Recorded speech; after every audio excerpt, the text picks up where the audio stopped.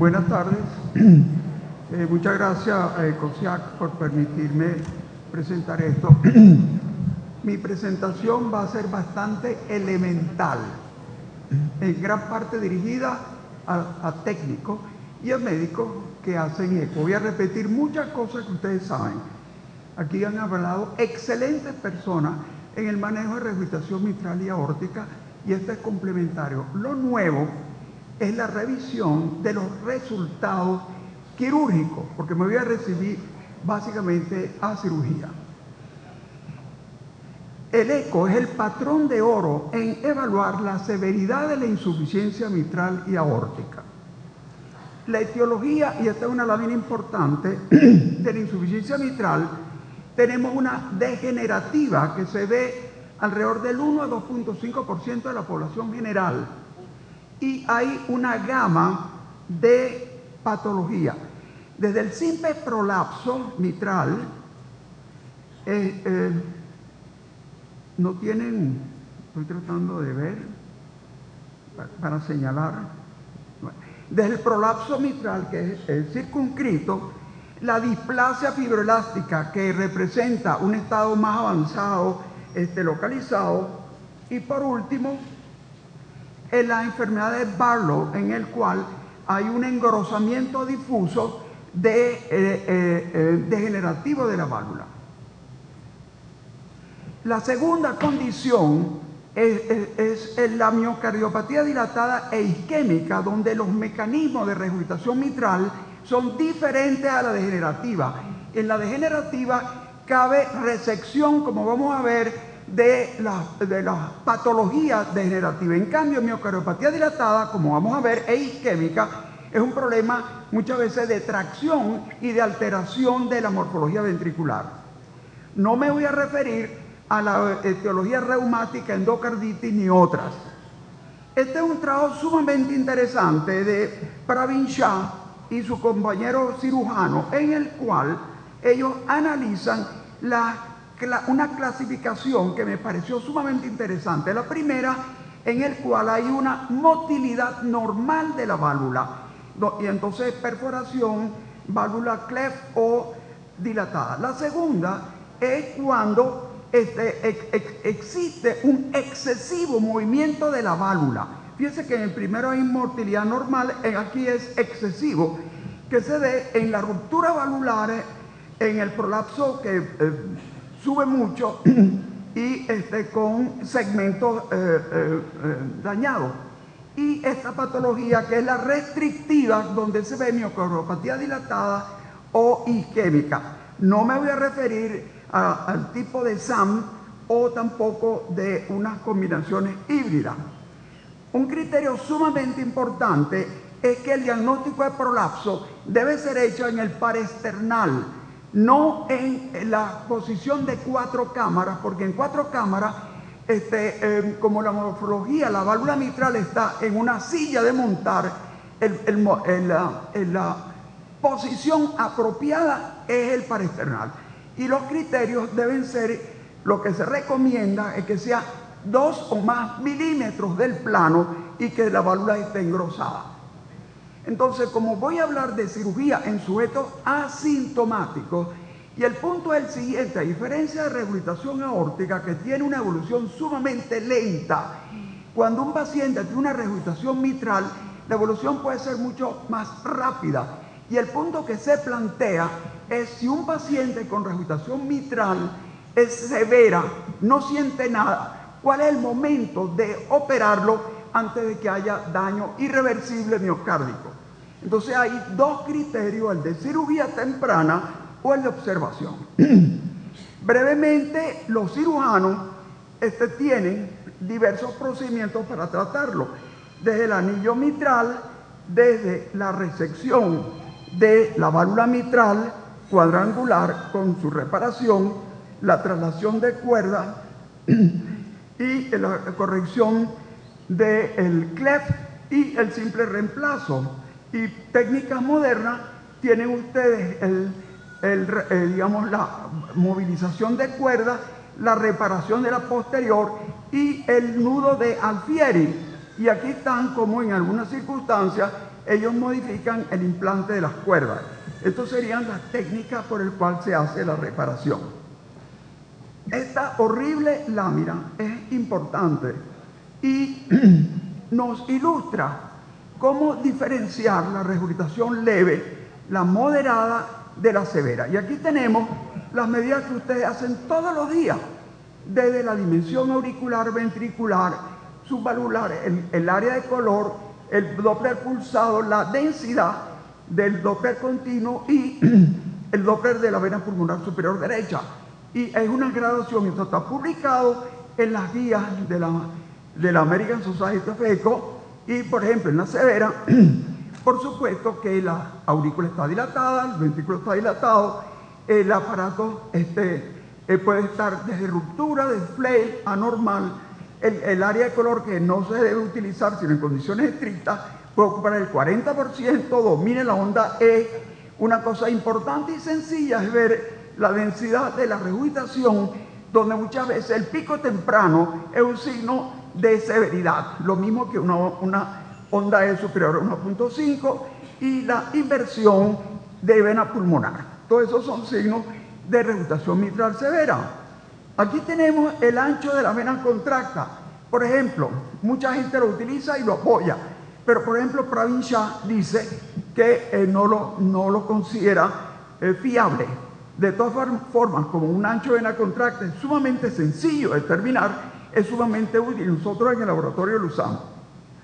Y por último, tenemos las medidas muy especiales que han sido sobre todo promovidas por la gente de la Clínica Mayo con trabajo sumamente importante, como es la medida del volumen regurgitante, la fracción regurgitante y el área regurgitante.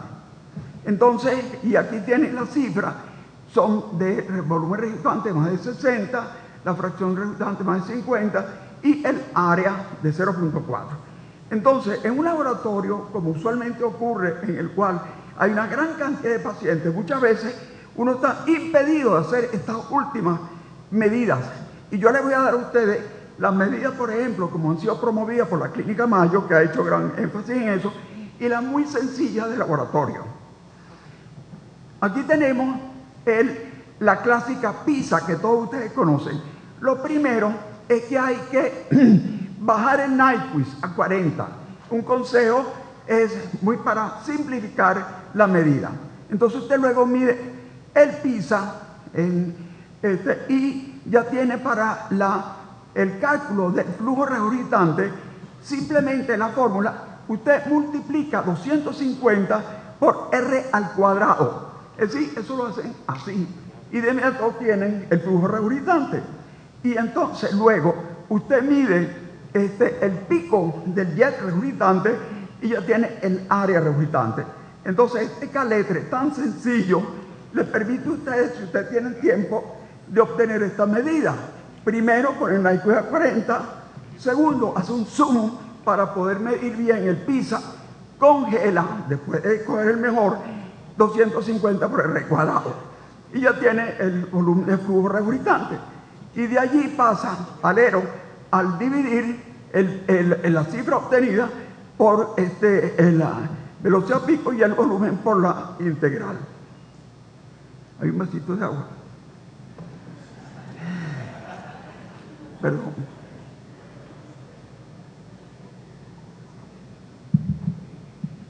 Bueno, estas medidas han sido muy desarrolladas por la gente de la Clínica Mayo. Esto lo han visto ustedes a la saciedad, pero voy a insistir. La clasificación de recomendaciones.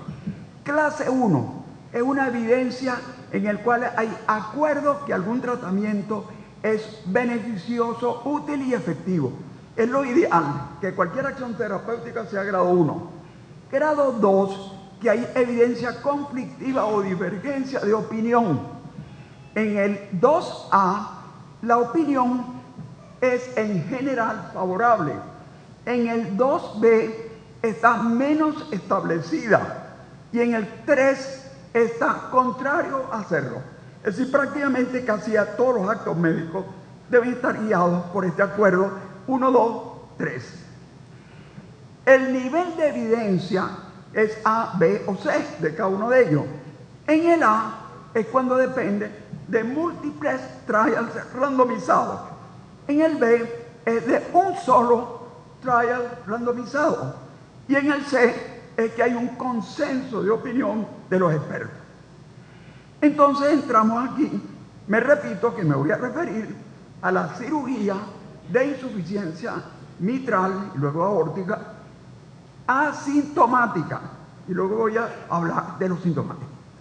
En degenerativo hay acuerdo que si el paciente es sintomático es clase A, tanto por las asociaciones americanas como la europea. Si el paciente está asintomático, pero hay disfunción ventricular, asintomático, disfunción es clase A también. Si el paciente asintomático tiene hipertensión pulmonar, fibrilación o tiene una función normal, pero tiene reparación posible, son varios tipos de dosis. Entonces, no es una decisión fácil a un paciente asintomático mandarlo a operar. Eso lo vamos a ver a continuación. Ahora, aquí tienen ustedes en más de 47,000 pacientes en 910 hospitales cómo progresivamente ha aumentado el volumen de reparación mitral por los excelentes resultados que a continuación les voy a mostrar. Ahora aquí tenemos cuál es la mortalidad en regurgitación mitral asintomático sin cirugía. Y Pedro ha trabajado en esto. Tenemos la estadística clásica de la Mayo de Enrique Serrano, el Rosenheck en Europa, Grillon y Kahn. Y para resumir estos hallazgos, tenemos la historia natural de la regurgitación mitral degenerativa. No estoy hablando de otras etiologías. Asintomática con fracción de eyección normal. Y observen ustedes que al cabo de 5 años en estos sujetos hay los pacientes un deterioro de los que no se operan, que más o menos coinciden desde un 60% con Grilloni hasta casi 80%. Aquí está la estadística de Rosenheck y la aquí está de Enrique Serrano. Entonces, este es el problema crucial. ¿Qué hacer con una regurgitación mitral degenerativa, asintomática, con fracción de eyección normal, pero con regurgitación severa? Y aquí viene un punto muy crucial para nuestro país. Fíjense ustedes la experiencia quirúrgica y resultados de 13,000 y pico de pacientes en 575 hospitales. Fíjense que los que operan menos de 35 por año tienen un porcentaje llamado de mortalidad de 1, por decir 100%, como una tabla comparativa. Y el porcentaje reparado es menos de la mitad. Pero a medida que el hospital tiene más volumen, hay más reparación. Entonces, haciendo una encuesta informal en los centros del país, en el país no hay ni un solo centro que realice más de 35 reparaciones vitrales al año. La primera consecuencia, creo yo, que lo voy a mencionar al final, es que los cirujanos que reparan válvula mitral deben idealmente tener un volumen mayor y la comunidad médica como nosotros referirlos a ellos para el paciente asintomático en el cual se considera intervención mitral. Y fíjense ustedes este trabajo. Cuando tenían el New York Heart 1-2, aquí está, en el reemplazo valvular tenía una sobrevida de 66. Perdón, reemplazo valvular. Pero reparación era casi 15% mejor. Y en cambio, en los sujetos New York Heart 3-4, esta es digamos, la sobrevida al cabo de 10 años de 40%, pero mejor 15% también en reparación mitral. Definitivamente, reparación mitral brinda mejores resultados, no solo en lograr 1 o 2, sino en 3 o 4. Ahora, en regurgitación mitral funcional, que es la que se observa en miocardiopatía dilatada, isquémica o no, si es severa, es decir, el paciente que tiene el corazón dilatado, que lo tienen que operar de bypass y que tiene una fracción de eyección superior a 30% y tiene regurgitación mitral, es indicación clase 1, según los europeos del año pasado. En Estados Unidos están en evaluación para la próxima edición. En los casos que tienen regurgitación mitral moderada, pero que le van a hacer puente ortocoronario y evidencia de viabilidad, es 2A. Es decir, es aconsejable hacerle reparación mitral. Ahora, en los casos que tienen fracción de eyección superior a 30%, que no tienen opción de puente y síntomas persisten a pesar de un resincronizador y con baja comorbilidad, es un 2B, es decir, no es tan bueno. Y el 1B también, es decir, la fracción de eyección está pobre y está muy sintomática. Entonces, fíjense que esto es funcional, esto no es en degenerativo. El individuo que tiene va a ser sometido a bypass, tiene una fracción de eyección superior a 30% y tiene una regurgitación que es clase 1, repararle la válvula, porque la evolución postoperatoria a corto y mediano plazo va a ser mejor. Para concluir esta parte, las indicaciones clase 1 es, por supuesto, insuficiencia mitral severa aguda sintomática, la severa crónica 2, 3, 4 sin disfunción severa, la insuficiencia mitral severa crónica sintomática con disfunción leve a moderada es 1B, y la reparación mitral se recomienda preferentemente sobre reemplazo mitral en centros quirúrgicos con experiencia en reparación. Y fíjense, recuerdo la que les mostré a ustedes, que en nuestro país no hay un solo centro que haga más de reparación, menos de 35 casos al año. Entonces, la primera conclusión de una evaluación simple, no la sofisticada de la Clínica Mayo, pero la accesible para la mayor parte, es en insuficiencia mitral severa sintomático, es primero, fracción de eyección menos de 60. Segundo, una dimensión sistólica final igual o mayor de 40, los americanos habían puesto 45, y una presión pulmonar de 50 o más y fibrilación auricular.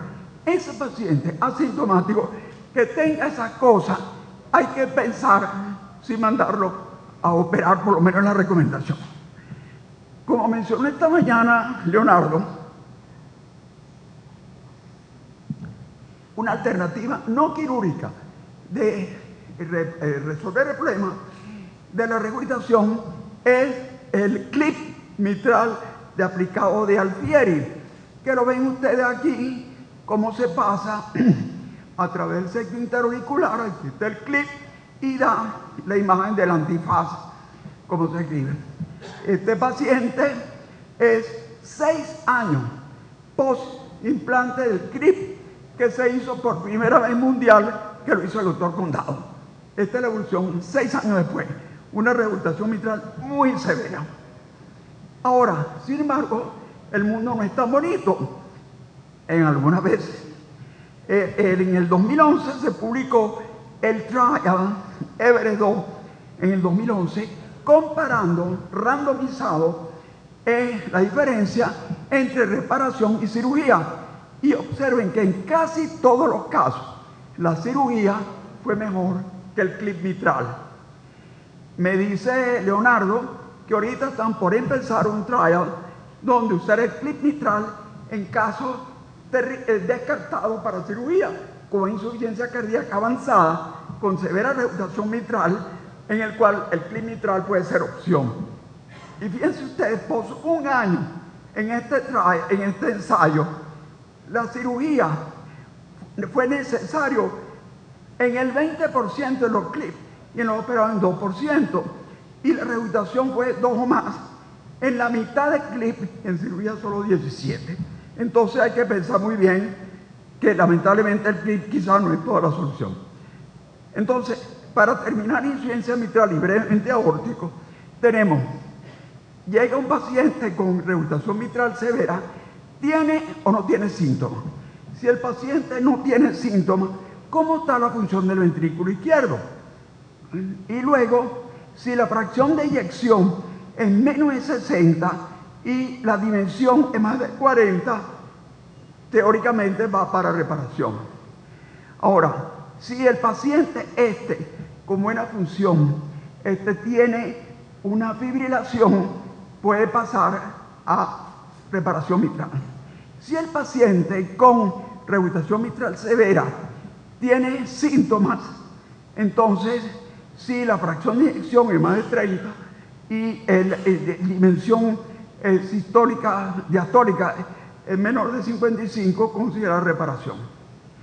Y si el paciente tiene menos de 30 con una dimensión sistólica mayor de 55, entonces esos son los peores casos, probablemente el tratamiento médico. Pasando a aorta, voy a hablar muy brevemente. Todos estos valores ustedes lo hacen de rutina en evaluar insuficiencia aórtica, la morfología, la dimensión, la fracción de eyección, aorta ascendente, la vena contracta, la ibis caída y el pulsado descendente. Entonces, ¿cuáles son las guías de la cirugía en insuficiencia aórtica? Bueno, lo primero es que los pacientes sintomáticos con insuficiencia valvular aórtica es clase 1, reconocido de operación. Sujeto insuficiencia aórtica sintomático. Si el paciente va a ser sometido a cirugía de puente ortocoronario o de aorta u otra válvula, también es clase 1. El punto es el asintomático con una fracción de eyección ya baja. Ya mencioné que la insuficiencia mitral tiene una evolución más a corto plazo. En cambio, la insuficiencia aórtica puede durar años siendo asintomático. Pero si hay un franco deterioro de la fracción de eyección, puede ser clase 1.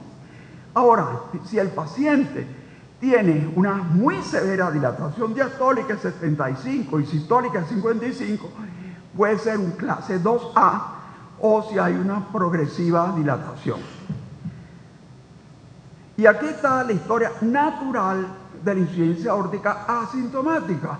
Y de nuevo vemos que tienen una disminución de sobrevida. Aquí tenemos los individuos insuficiencia aórtica grado New York Heart 2 con fracción de eyección 45-50 y dimensión sistólica 50-55, grupo A, una mejor sobrevida que los que llegaron grado 3-4 con una fracción de eyección menor y una dimensión sistólica final superior a 55. Y hay una diferencia altamente significativa que favorece la opción de operar a estos sujetos.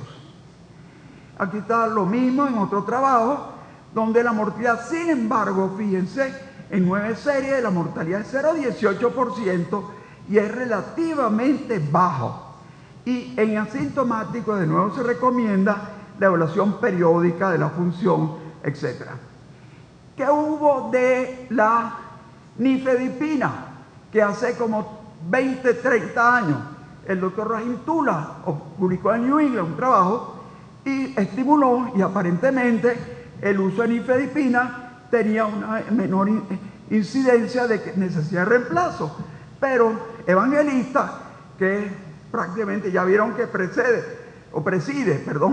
el grupo europeo, encontró que ni el enalapril ni la nifedipina modifican la evolución de la insuficiencia valvular aórtica, cosa que desilusiona porque por lo menos personalmente durante años estuve mandando nifedipina o enalapril. Entonces, ya para terminar, si el paciente con una insuficiencia valvular aórtica no tiene síntomas, el segundo paso es la función, fracción de eyección normal. Entonces, ¿cómo están las dimensiones? Si las dimensiones son normales, observarlo. Si las dimensiones están marginales, puede haber observación más o menos aguda.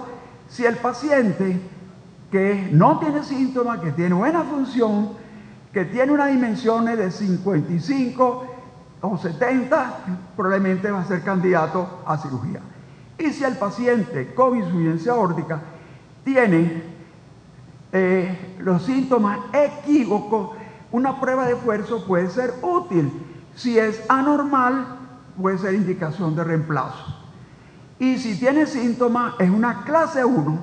Entonces, para la conclusión es que la indicación de cirugía en insuficiencia aórtica severa asintomática es fracción de eyección menor de 50, dimensión sistólica de 55 o más, diastólica 75 más, y algunos centros usan volumen regurgitante y vena contracta.